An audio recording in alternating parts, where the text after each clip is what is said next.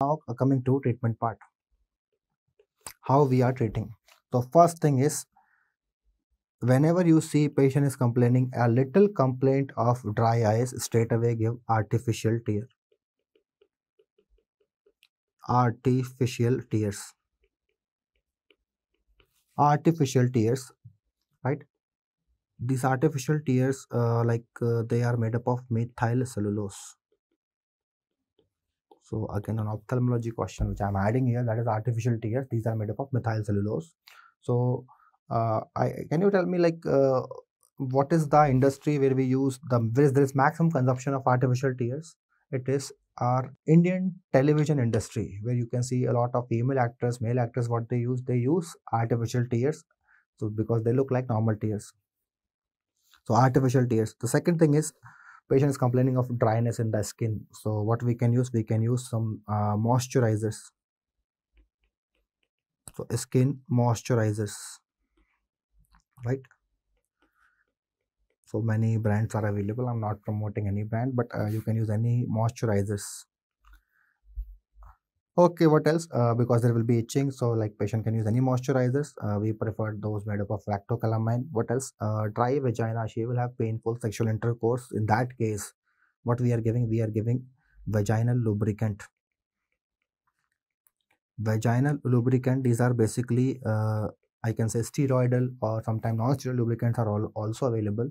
So vaginal lubricants.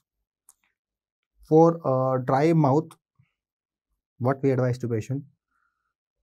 Plenty of water. So we will advise the patient to drink something called water, right?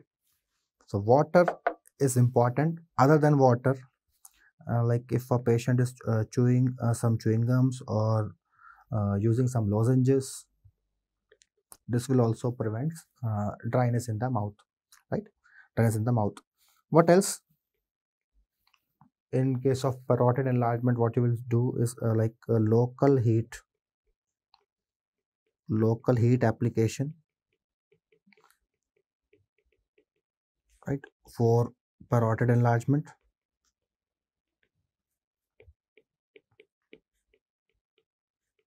right? Or we can give sometime like there's an inflammation, so we can also use NSAIDs for shortest possible duration. We can use NSAIDs. So this is how we treat. But simultaneously, we should also treat extra glandular components. So extra glandular components, this is like treatment of glandular. So I can say this is treatment of glandular issues. So this is how we treat glandular issues. If you ask me, sir, how you will treat extra glandular component, so I can say treatment of extra glandular issues. Treatment of extra glandular issues. Now for this, you need to tell me first what were the extra glandular issue. So let us write once again. What is most common extra glandular issue? That was arthritis. Yes. What else? There was a Raynaud's. Okay, Raynaud, I forgot to write there, but remember there is Raynaud's. Third extra glandular issue was kidney involvement. So I can say RTA, renal tubular acidosis. Fourth extra glandular issue, there can be like some patient can develop vasculitis. Yes, I forgot to mention these two there. You can add up here.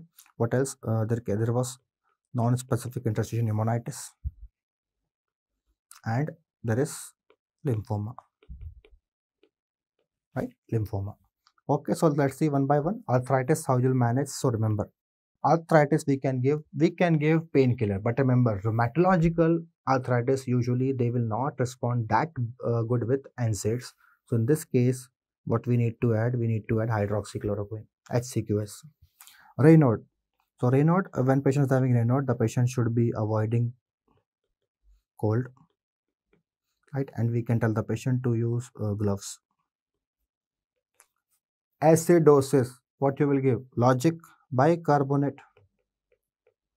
Acidosis, what I am giving? Bicarbonate. Vasculitis, what is the treatment? We have discussed this. Vasculitis, drug of choice in most vasculitis, what we give? Steroid. Pneumonia, Pneumonitis, we need to give antibiotics. And lymphoma, NHL means non-Hodgkin lymphoma. Marginal zone and DLBCL both are non-Hodgkin. So in non-Hodgkin, the treatment for all is same. We give R-CHOP. R-CHOP is rituximab, right? Base therapy. This is like combination regime that we use. So this is how we treat the extraglandular issue, right? Extraglandular issue. That is how we treat. Okay, so which two things which I'm writing here is there's a drug which is a new drug, and that is we are using especially for dry mouth, that is Sevimilin, right? This is also approved now for treating dry mouth as well as dry eyes. So Sevimilin is a new drug that we can use. Suppose if everything fails, then we have to give one drug in pharmacology that will increase all secretion. That drug is pilocarpine. Pilocarpine. So Sevimilin already asked, and the last option what we have is pilocarpine. So this is how we manage a case of Sjögren syndrome. Clear? This is how we manage. So this is like a summary from the Harrison. So let me show you the treatment algorithm that we use. Glandular manifestation for dry eyes, what it is written, what is that is what we are studying only Harrison, nothing else. So avoid smoking areas, right? Windy, humidity, drugs, avoid diuretics, lubrication, artificial tears, right? Bicarbonate to prevent acidosis. Local stimulation we can sometimes use. Systemic stimulation is pilocarpine. Then if in case of severe, we will advise the patient for contact lenses. Dry mouth, water, lozenges, right? For candidiasis, we can use antifungal like clotrimazole lozenges, or sometimes we can use fluconazole also we can use. Protein enlargement, local heat. If it is super infection, we can use antibiotic analgesics, and persistent are rule out lymphoma. Extraglandular, I told you, arthritis, what we use, HCQS. If it is not at all, then we keep on adding other drugs like methotrexate, steroid. Rhinoflavina, you can use in Raynaud, what we use, cold protection gloves. RTA, bicarbonate. Vasculitis, steroid. Standard treatment is steroid. And lymphoma, we give R-CHOP.